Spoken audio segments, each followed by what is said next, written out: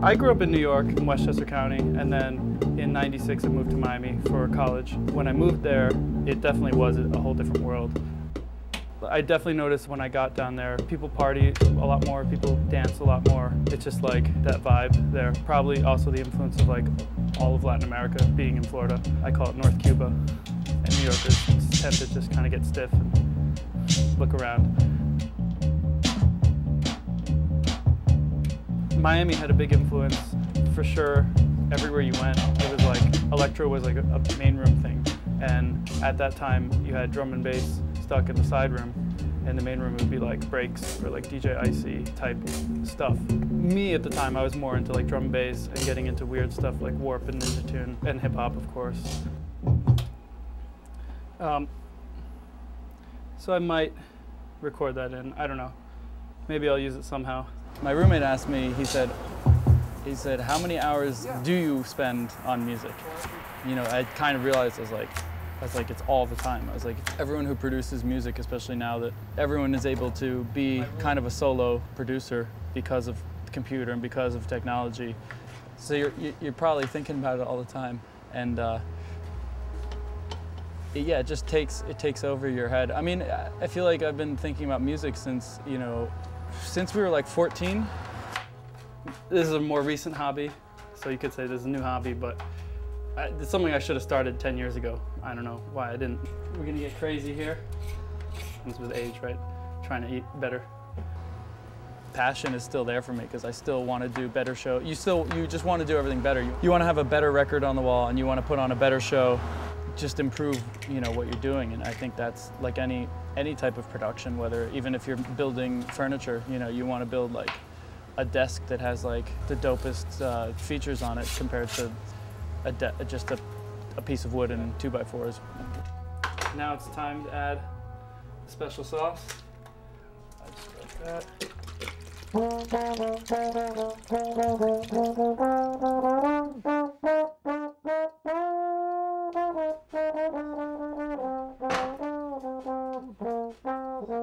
As you can see, we have a clean stove going on.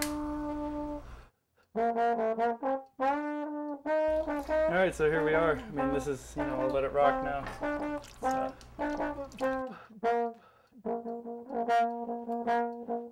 This is Giancarlo Coleani, aka Grattan Central. Nice to meet you. For this remix, I had some horn lines in my head. We always just like work out whatever live. A lot of the horn lines start on here, and this is good because it makes you face who you really are, and you really don't sound. Nobody really sounds that great on this thing.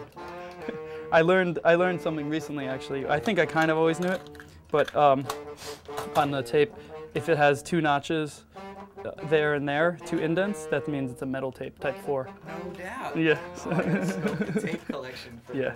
the metal. So, and the metal, I never really believed the hype on those. No, me neither. Yeah. I had a Toyota Cressida, a 1984 Toyota Cressida. The car was, check it out, it was dope. But it had a metal button. And I thought if you pushed it, like Slayer would start fucking like pouring out of the fucking shit. So since I'm big on tapes, and I'm coming from a place where I feel like me and my generation grew up with a copy of a tape, I decided to release my most recent mix on cassette. It's like everywhere you click on the internet, it's like download my mix, and it's almost like a turnoff. This was obviously, first thing was I wanted something you can't download, you can't just click on it. Also, sometimes when you get a mix MP3, you can just fast forward through it by clicking, and that totally ruins it. Ruins it for me, it ruins it for you.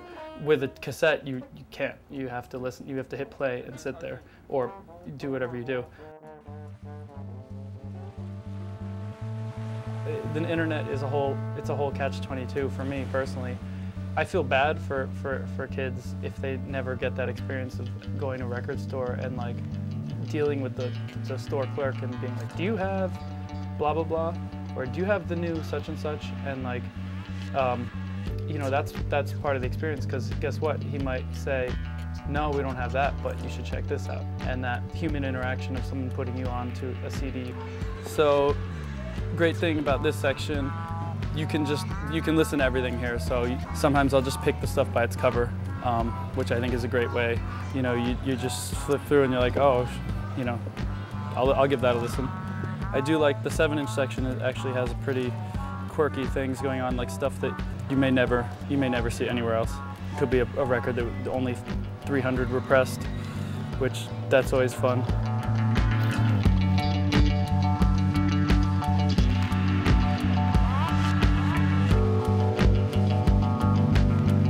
I mean, this is my first real proper solo album.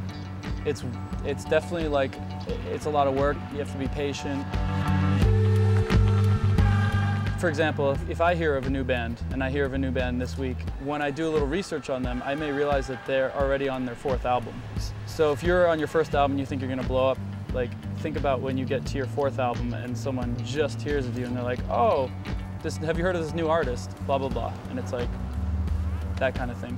So if anything, a first album is just gonna hit, it's gonna hit the crowd it hits, and hopefully a few people will discover it, and that discovery process will continue on at a slow and steady, controlled pace, because if it gets out of control, then the only place to go is downhill, right? So that's we did about a 15-minute cook-off. All right, steaming hot. This bowl of soup's for you. I'm Michna.